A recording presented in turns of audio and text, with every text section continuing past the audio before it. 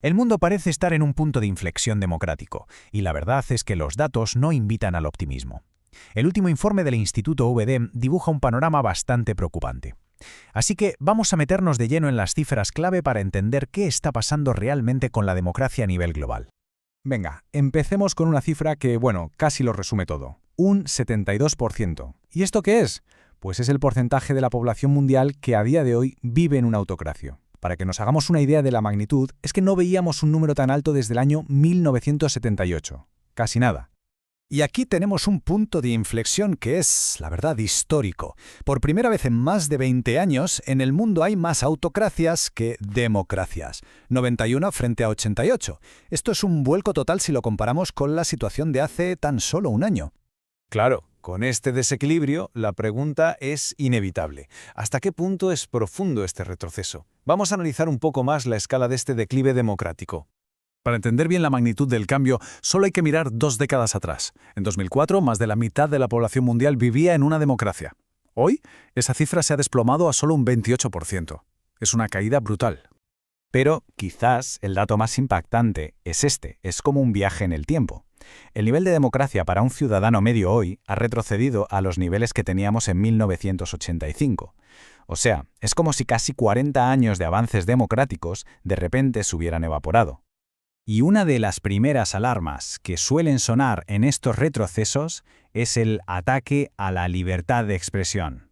Solo en el último año la situación ha empeorado en 44 países. Suele ser la punta de lanza de este tipo de declives. Pero, ¿cómo ocurre esta erosión? Porque no es por la fuerza, no es un golpe de Estado clásico. Existe una especie de manual, de libro de jugadas, para debilitar la democracia desde dentro, y vamos a ver cuáles son sus armas principales. La palabra clave aquí es autocratización. No hablamos de golpes repentinos, sino de un proceso lento, gradual. Líderes que han sido elegidos y que utilizan su poder para ir desmantelando sistemáticamente los contrapesos y las libertades. Y ojo, que no es un fenómeno aislado. Ahora mismo hay 45 países que albergan nada menos que al 38% de la población mundial metidos de lleno en un proceso activo de autocratización. Y estas son sus herramientas preferidas. La primera, y la más utilizada, es la censura de los medios.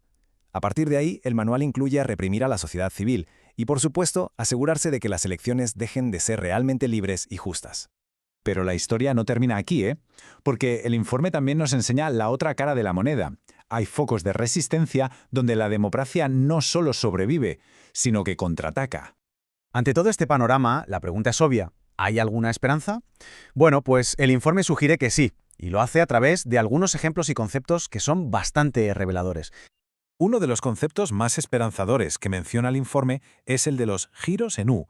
¿Y a qué se refiere? Pues a países que estaban cayendo en picado hacia la autocracia y que, de repente, logran dar media vuelta. Casos recientes como los de Brasil o Polonia demuestran que, oye, es posible. De hecho, no son casos aislados. A finales de 2024, 19 países se encontraban en una clara senda de mejora democrática. Es una minoría, está claro, pero demuestra que el avance autoritario no tiene por qué ser inevitable. Y es curioso porque, igual que hay un manual del autócrata, también parece haber un camino para la recuperación democrática. Y a menudo empieza justo por donde comenzó el declive, con mejoras en la libertad de expresión. A eso le sigue el fortalecimiento del Estado de Derecho y un mayor control del poder. Así que tenemos dos fuerzas en conflicto, autocratización contra democratización. La gran pregunta es, ¿cuál de las dos va a ganar? El informe identifica los campos de batalla clave donde se va a decidir el futuro. El informe señala dos amenazas que van de la mano y que son decisivas para el futuro. Por un lado, la desinformación, que a menudo está impulsada por los propios gobiernos, y por otro, la polarización política tóxica. La correlación es que es increíble. En los países que se están volviendo más autocráticos, la desinformación desde el poder se dispara, y en los que se recuperan democráticamente pasa justo lo contrario, la desinformación baja. El vínculo es directo, clarísimo. El punto crucial sacado directamente del informe es este. La polarización extrema crea un ambiente en el que la gente está dispuesta a sacrificar principios democráticos con tal de que su bando gane la partida. Y claro, esto abre la puerta de par en par a medidas autoritarias. Y en este contexto de polarización y de desafíos a la democracia, el informe dedica una sección especial a plantear una pregunta muy directa y provocadora sobre la que es probablemente la democracia más antigua del mundo. Es importante recalcar que esta pregunta la plantea el propio informe Bidem. El análisis del informe, que se basa en fuentes hasta finales de 2024 y principios de 2025, se centra en varias áreas que considera preocupantes. Menciona, por ejemplo, ataques al Estado de Derecho, el debilitamiento de las instituciones de control, purgas en las Fuerzas Armadas y ataques a la libertad de prensa, atribuyendo estas acciones a la administración Trump. Y así, este análisis nos deja en una verdadera encrucijada. Hemos visto que la democracia puede retroceder décadas en un momento, pero también que puede resistir y recuperarse. La pregunta final, entonces, no es solo qué camino tomará el mundo, sino si esta tendencia autoritaria es una ola pasajera o es la nueva normalidad del siglo XXI.